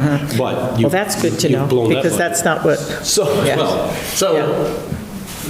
I appreciate you bringing that up, Don, and the questions that were raised by committee members obligated us to follow up and become informed and put it back the way it was. So that's why what you see on the documents that were shared today, those salaries are indeed back in the central office. Yeah, so what we did is just redid everybody's budget since Monday night. So, based on this. So if I seem a little cranky, you can please appreciate that. So in any event, what you have is, I believe, including the Hampshire Regional section on page 8, reflects the most current approach. And I hate to throw more on you, Don. Pour more? Pour more on you. Okay, but please. if you have it, Yes. or is it a huge lift? If you can send us for fiscal year '26, the apportionments by town, percentages, and change from year over year? Yes, I do have that. Central office and Hampshire Regional? Yes, because if you read the sections where there's narrative description, it will say the impact of the change in the allocation methodology. Yeah. So I do think that, your percentage went up, and so you're going to get, even if it were level funded, your budget would be going up as a result of that, but I understand what you're asking. Yeah, it's more just seeing the enrollment numbers, seeing the total Yes. size of the schools, the proportionments, and then the year-over-year Yes. changes. It's just nice to be able to have Yes, have that it. in one document. Right, and I think we had it somewhere, but I'll definitely get that, because that is helpful. The other thing that I'll distribute, because there are no secrets, is the central office budget. I don't know. Oh, yeah, that's right. Thank you. I don't want to see So this is the central, no, you do. This is the central office budget down to what I'll call almost the gnat's eyeball. It shows, everyone's salary and all of the various vendors, et cetera. And that one reflects the back end. Yes. So it's the. Oh, in fact, this reflects both in and out. So when you look at this green column, this is what the sped salaries out in circuit breaker. And over here, the sped salaries are in. So she's, yes, so Dawn has captured ultimately what was identified as problematic, and then the blue on the right. Yes, the one on the right. Is the real yeah. deal. Yeah.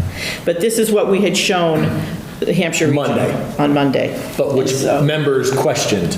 So we're supposed to look at the far right column? Far right, yes, that is the one that is factored in to all budgets now. And did you, my understanding was the technology stuff that we talked about at ADC has changed, and I've only heard, because other committees have heard about it, but we haven't. Yeah, Okay. and that was part of the reports for them. And that's part of what Elisa was talking about with that position. Okay, so when are we going So to let's- hear about the central office changes? as All far right, as let me talk technology? about one thing, and then Vito, you can talk about the other. But the one thing that in this version is not immediately obvious, because I had to squeeze something out, but if you will remember, the far right column at the ADC had $189,000 in it for the technology solution, which was a bring it all in-house. Yep. And so that's on page 5 of 8, where you see district information technology. Now it's a hybrid approach where there's a contract service, so there's an external service, and then there's a stipend for an internal technology person. So that's on page 5 of 8, that's over to the right. And so together, that adds up to $135,000 roughly. And so it was 189, and now it's 108. It's come down about 55,000. Is that contract services line there based on knowing that that's what we're going to pay somebody, or is that an That was, estimate? well, that was developed based on, that's okay, that was developed based on what we didn't have all of the bids in at that point, so it may be a little bit lower. So you have had, so you did put it out to bid? Yes. We got four Okay. bids, and we're currently communicating with the bidders. Okay, all right.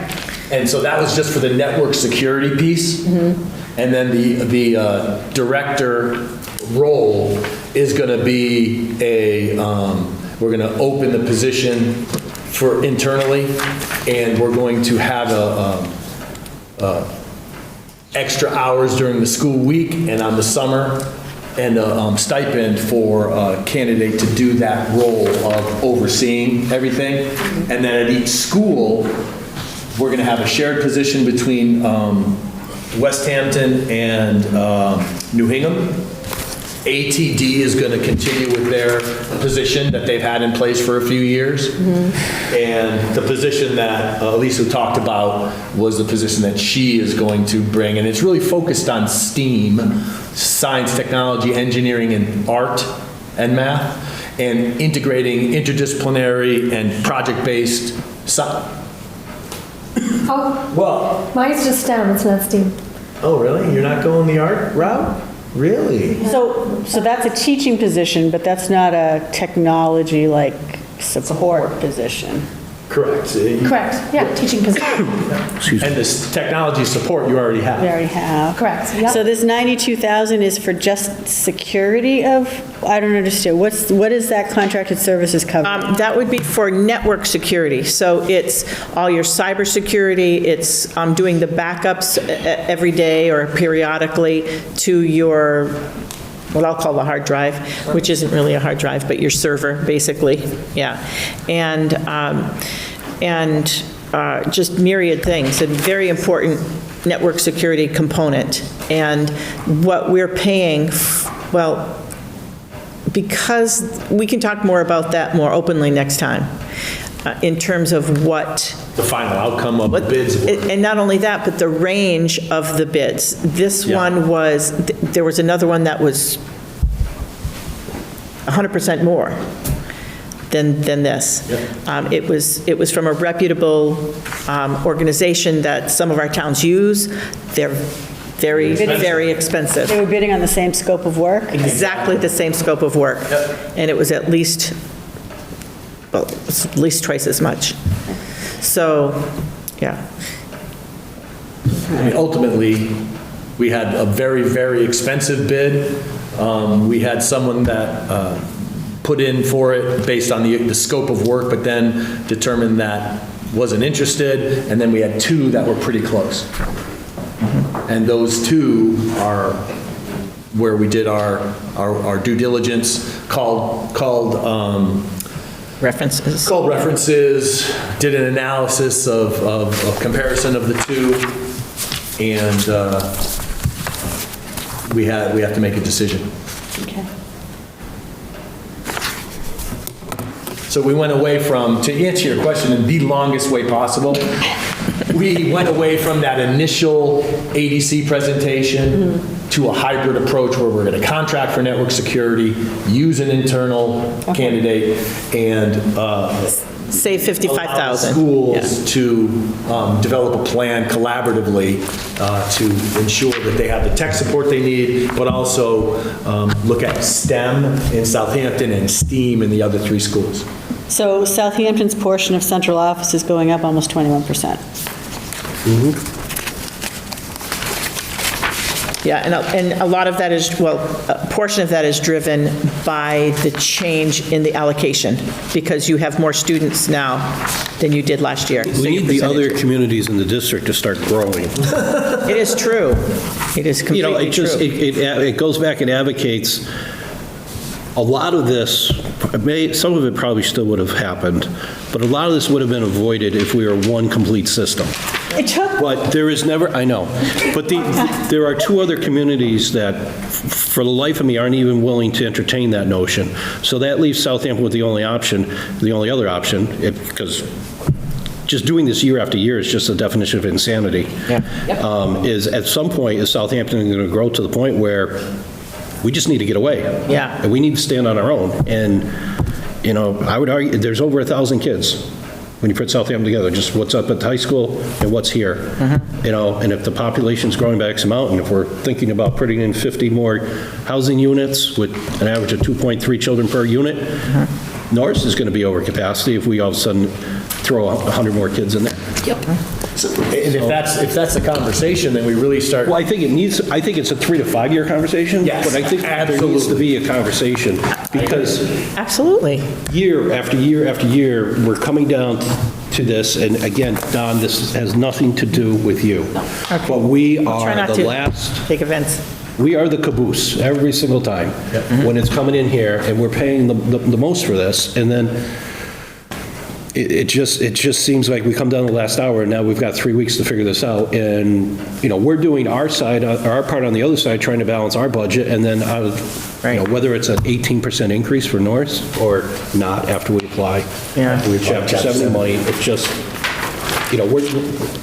we're constantly in reactive mode. Yes. And at some point, before the current superintendent retires, I'd like to get past this phase. Well, and the goal that we have, right now, we're looking at this 3-year goal to clean up and get rid of the anchor that's holding us back so that we can put processes in place so you don't feel like the caboose. Yeah, it's really frustrating for me, who's, charged with doing this, to be working on 23, 24, 25, and 26.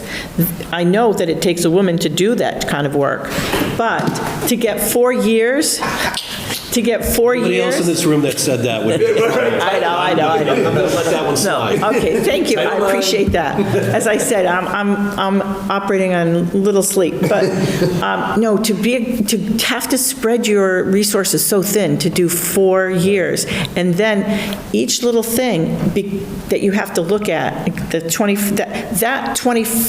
FY24 invoice thing was honestly a last-minute catch, and we had plenty to do before that, and now that's turned into a really big, complicated thing. And if I could just piggyback on that, I'm sorry, John. No, the packet includes that kind of updated cover sheet of those issues that you've been seeing all year. That has grown to 35 or so Is the things. updated one in there, the Yes. cover sheet? Yes, it is. Oh, okay. Yep. And not all of it pertains to Southampton, Right. though some of it does. And so that really captures the work, and we're sharing that very broadly so that we can bring everybody up to speed. Yeah, and it may not directly impact Southampton, but it's utilizing resources that we would otherwise be deploying in a Yes. different way. I get it. And it impacts you only to the extent that you are, as you said, 56 cents to $1 of the high school. And so it's the high school's E&D. I mean, there's pressure from each school committee to get their work done, but you haven't seen the pressure until you've dealt with DESE, and they want their stuff done yesterday. And so we just, that's why we brought on an additional resource. It just is, it's physically impossible. I But in any understand event, that, I'm not but trying to- No, yeah. but I would also say at some point, DESE Yeah. needs to come off Beacon Hill and come out here to the trenches. Nothing against who's down there now, but it's easy to sit in an office on the other side of the state who may or may not even be able to find the Hamptons of Massachusetts, right, to have a conversation with us. Yeah. The fact that, they sign off on the business administrators, they know who they are. They know that for 3 years we had, barely had anybody make 18 months there. That should be a sign, but, these people are going to work in other districts. Those other districts are, there's other issues going on. Yeah. But, so it's not just our problem. No, I know. I And they agree. hold the credentials and the licensing. So I would argue that perhaps they have some blame for credentialing certain people that clearly couldn't do the work, who will remain nameless. Yeah, but today I missed my credentialing thing. I told you. Okay. Is that going to be okay? Okay, good. So anyway, Anything else? I appreciate your understanding, and I will one day come with really good news. I'm sure it's happening. John gave us excellent news because Chapter 70 was a 0. Now it's no longer a 0. I didn't bring that news, We're going to though. clarify that tomorrow, but yes. Excellent. Okay. Love it. I could swear that we always use it, though. We did, but I'm just wondering where we did the offsets, because the more I'm thinking about it, something's still not lining up. But We got to look at all the pieces together. Okay. Is there Anything else? No. Is there any other business that cannot wait until our next regularly scheduled meeting? So there being no other business come before this body, we are adjourned at 7:55. Thank you. Thank you. Thank you. Thanks, Don. Don, you're doing a great Yes, thank job. you. Thank you. Don't take our frustration personally. It's